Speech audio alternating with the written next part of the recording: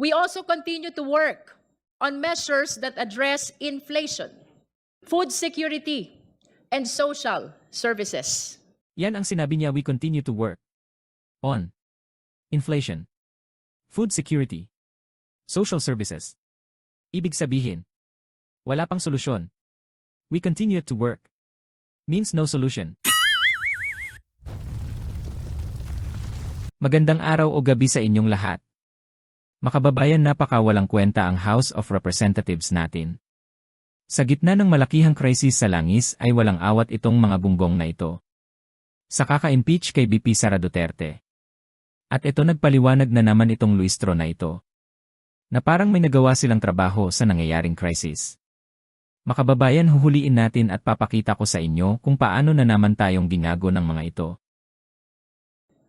At bago natin ipagpatuloy itong proseso ng impeachment, tandaan natin na hindi lingid sa ating kaalaman na marami pa tayong ibang kinakaharap na problema. So ano ang gagawin nyo sa mga kinakaharap na malalaking problema? Let us accordingly acknowledge the pressing challenges our country faces. Oil prices are rising. The cost of basic goods is increasing. Ordinary Filipinos feel the weight of daily life more than ever. And yet, even as we undertake this solemn constitutional duty, the House of Representatives does not forget its other responsibilities. Kahit may impeachment, tuloy pa rin tayo sa iba nating obligasyon.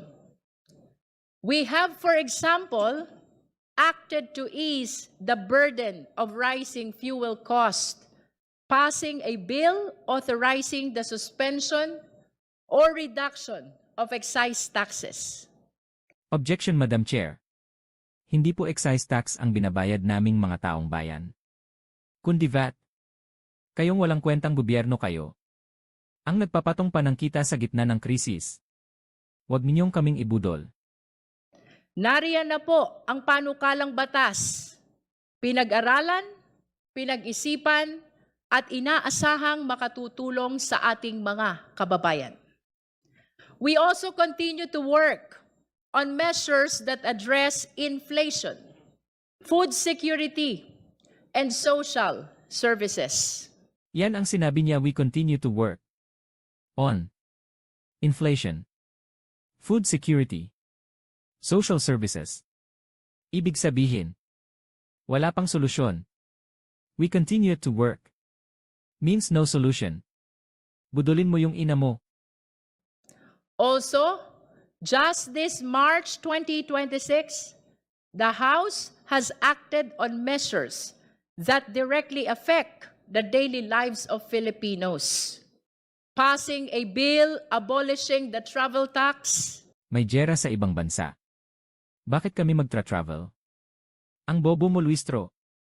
Mag-isip ka naman. Wala kaming pera para mag-travel. Ang problema namin yung pangbayad namin ng diesel at gasolina. Nagbobombahan sa ibang bansa, bakit ka magtra-travel? Katangahan po yung mga solusyon nitong House of Representatives. Makababayan, ang lakas talaga mangbudol. Advancing legislation to institutionalize digital payments in government transactions. Luistro, hindi problema kung paano ang pamamaraan sa pagbayad sa transaksyon ng gobyerno. Ang problema saan namin kukunin yung pangbayad.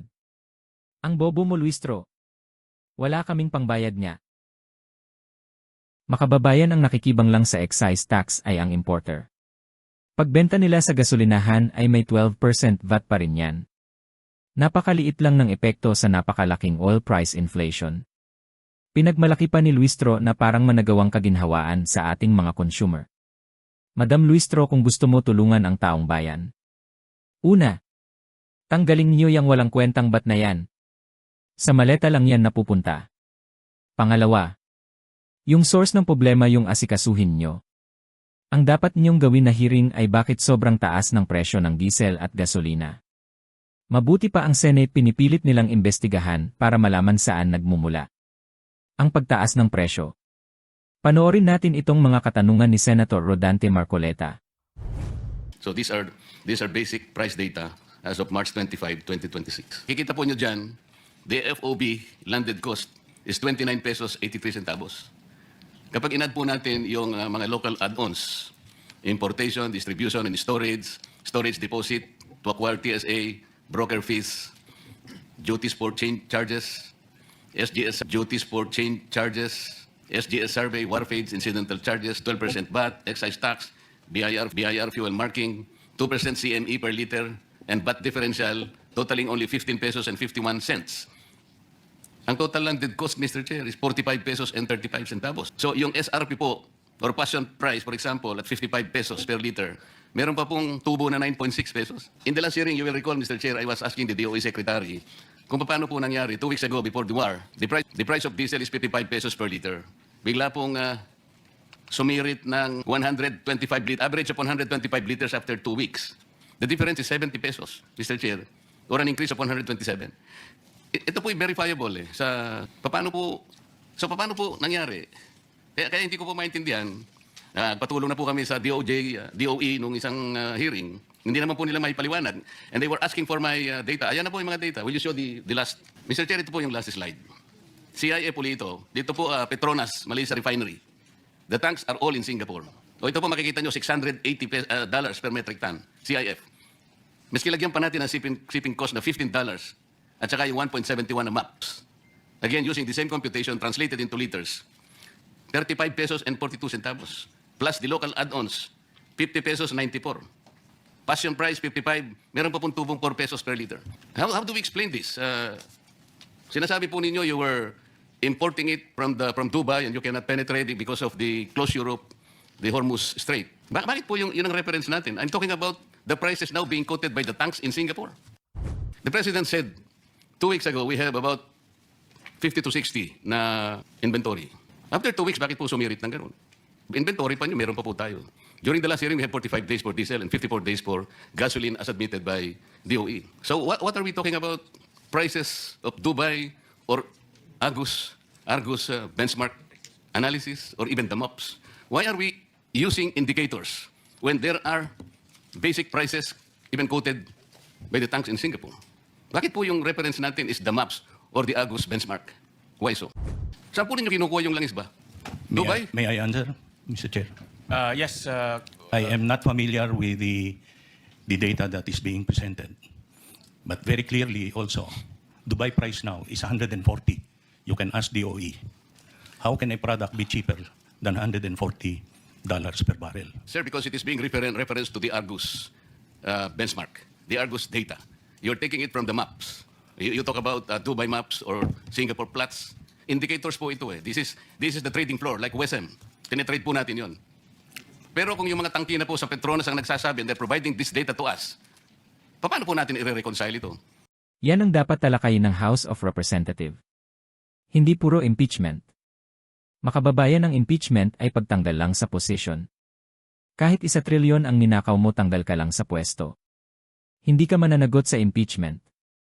Kung gusto talagang managot si BP Sara, edi dapat kasuhan nila sa korte at pagbayaran niya. Kung ano man yung inaakusa sa kanya. Wala pong mananagot sa impeachment.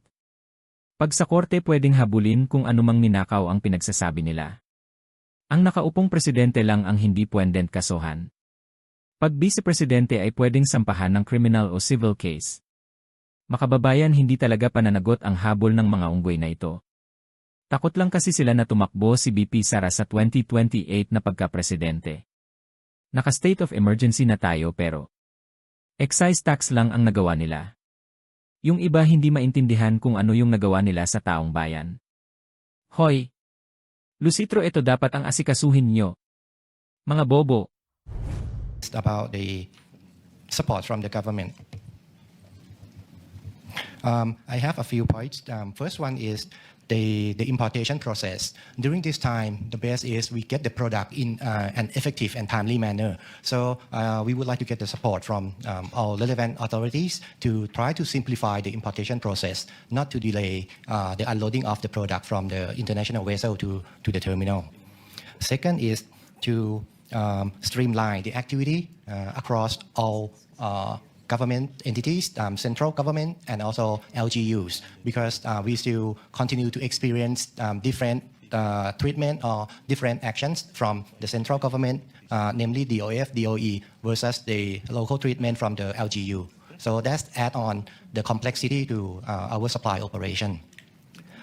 And last one is many of the countries, as mentioned earlier, already banned the exportation of the product. So we would like to request for support from the government to have the G2G discussion with the government of other countries to ease their policy and to support the exportation to the Philippines.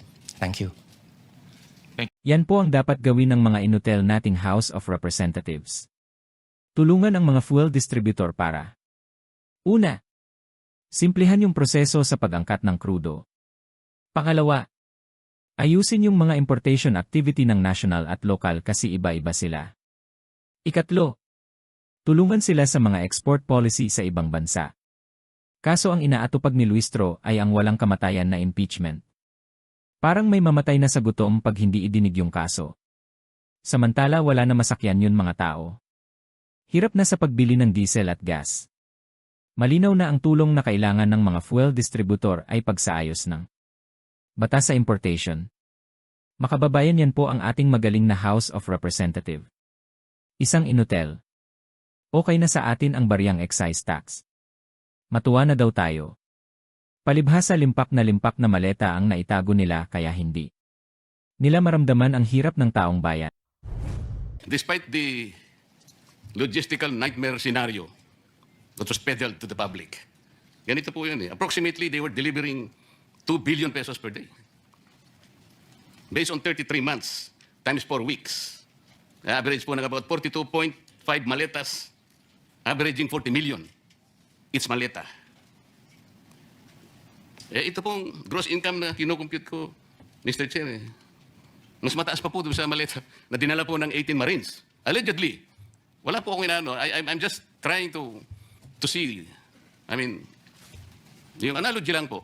Wala po akong pakialam kung totoo o hindi totoo yung sinasabi po doon sa sworn statement. That has yet to be investigated properly. Ang kwenta ko po is 2 billion a day, yung sinasabi nila. Yung sabi ko nga po, I'm not saying that that is correct. That is yet to be investigated properly and in proper time. Abot ka dito sa huling bahagi ng aking video. Maraming salamat po. Ako po ay isang napakaliit na channel lamang. At walang nakukuhang income sa YouTube. Na gustong isiwalat at tanungin ang mga bagay-bagay at ganap na nangyayari sa ating bansa. Na ayaw o iniiwasan ng mainstream media. Ang munting hingi ko lang. Sa inyo ay suporta, subscribe, like at share lang po ay malaking tulong sa akin para ipagpatuloy ang paggugol ng impormasyon para madali na niyong mapanood. Fight for what we believe in, undeterred by the fear of failing or losing. Indeed, courage knows no limits. Cowardice does.